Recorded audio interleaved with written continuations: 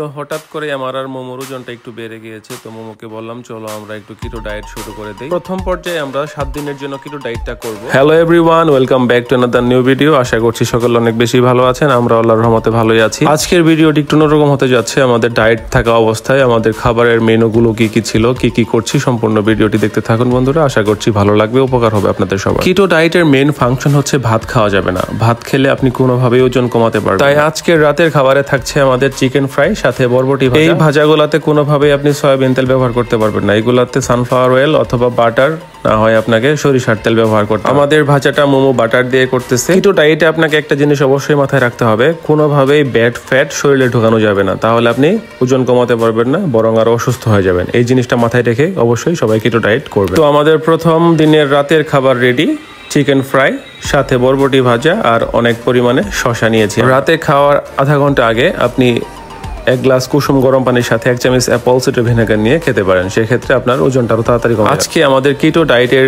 দ্বিতীয় দিন চলতেছে। তো এখানে একটা জিনিস মিসিং হয়ে গেছে। আমরা সকালে ঘুম থেকে উঠেই প্রথমে হাঁটতে বের হয়েছিলাম। আমরা 40 মিনিটের মতো হেঁটেছি। হাঁটার ব্যাপারটা ভিডিওতে ধারণ করা হয়নি। আমরা ফোন বাসায় রেখে তারপর হাঁটতে বের হয়েছিলাম। তো এটা ভিডিওতে দেখানো সম্ভব। হাঁটা শেষ করে বাসায় এসে আমরা ফ্রেশ হয়ে 1 কাপ বুলেট কফি খেয়ে নিয়েছি। বুলেট কফি খাওয়া শেষ করে আধা ঘন্টা বিশ্রাম নিয়ে আমরা ওটসের খিচুড়ি খেয়েছি সকালের নাস্তা হিসেবে। এখন যে খাবারটা দেখতে পাচ্ছেন বন্ধুরা, এটা হচ্ছে আমাদের দ্বিতীয় দিনের দুপুরের খাবার। দুপুরের খাবার হিসেবে থাকছে ওটসের চাপড়া সাথে মাখন দিয়ে বাদাম ভাজা, একটা ডিম পোস্ট আর অনেক বেশি পরিমাণে শসা।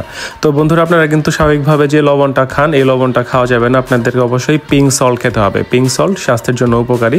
অবশ্যই আপনারা খাওয়ার সময় পিঙ্ক সল্ট ব্যবহার করবেন। দুপুরের খানাপিনা শেষ করে আমরা গ্রিন টি খাচ্ছি। তবে মনে রাখতে হবে, গ্রিন টিতে কোনোভাবেই চিনি ব্যবহার করা যাবে না। আপনি চাইলে মধু দিতে পারেন অথবা সুইট ড্রপস যেটা আছে এটা ব্যবহার করতে পারেন। তো বন্ধুরা, কিটো ডায়েটে থাকা অবস্থায় একটা জিনিস সবসময় মাথায় রাখবেন, বাইরের কোনো খাবার দাবার, বিশেষ করে তৈলাক্ত কোনো খাবার দাবার কখনোই খাবেন না, তাহলে কিন্তু আপনি কোনোভাবে ওজন কমাতে পারবেন। এখন যে খাবারটা দেখতে পাচ্ছেন, এটা হচ্ছে আমাদের দ্বিতীয় দিনের রাতের খাবার।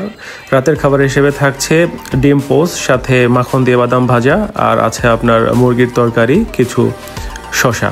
তো এটা হচ্ছে আমাদের আজকের রাতের খাবার। আমরা রাতের খাবার খাওয়ার আধা ঘন্টা আগে আমরা অ্যাপল সিডার ভিনেগার খেয়ে নিয়েছি। খেয়ে ব্রাশ করে আমরা এই রাতের খাবারটা এখন খাবো। তো বন্ধুরা, ইতিমধ্যে আমরা সফলভাবে 2 দিন ভাত না খেয়ে পার করে ফেলেছি। আজকে তৃতীয়তম। বরাবরের মতোই সকালে আমরা বের হয়ে গেছিলাম, 40 মিনিট হেঁটে হাঁটাহাঁটি শেষ করে বাসায় এসে 1 গ্লাস বুলেট কফি খেয়ে এখন সকালের নাস্তা করব। আজকের সকালের নাস্তায় থাকছে ওটসের খিচুড়ি সাথে ডিম পোস্ট আর অনেক বেশি পরিমাণে শসা। সকালের নাস্তা শেষ করে আমরা সুইট ড্রপস দিয়ে 2 কাপ গ্রিন টি খেয়ে। বন্ধুরা, তৃতীয় দিনের দুপুরের খাবার হিসেবে থাকছে আজকে ফিশ বারবিকিউ সাথে ডিম পোস্ট আর মাখনে ভাজা রুটি সাথে অল্প কিছু সবজি তরকারি ছিল। এখন তৃতীয় দিনের রাত চলতেছে। আজকে আর আমরা অ্যাপল সিডার ভিনেগারটা খাবো না। আজকে মোমো বুলেট কফি বানিয়ে দিয়েছি রাতে। আমরা এখন বুলেট কফি খাবো, খেয়ে রাতের খাবারটা খেয়ে নিব। তৃতীয় দিনের রাতের খাবার হিসেবে থাকছে ওটসের রুটি সাথে চিকেন গ্রিল। বন্ধুরা, আমরা স্বাভাবিকভাবে 7 দিনের জন্য কিটো ডায়েট করতে চেয়েছিলাম। তো 3 দিন করলাম, করে আমাদের 2 কেজির মতো ওজন কমেছে।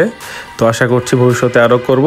আপনারা সবাই করার চেষ্টা করবেন। আজকের মতো ভিডিওটি এই পর্যন্তই। ধন্যবাদ সবাইকে। আসসালামু আলাইকুম।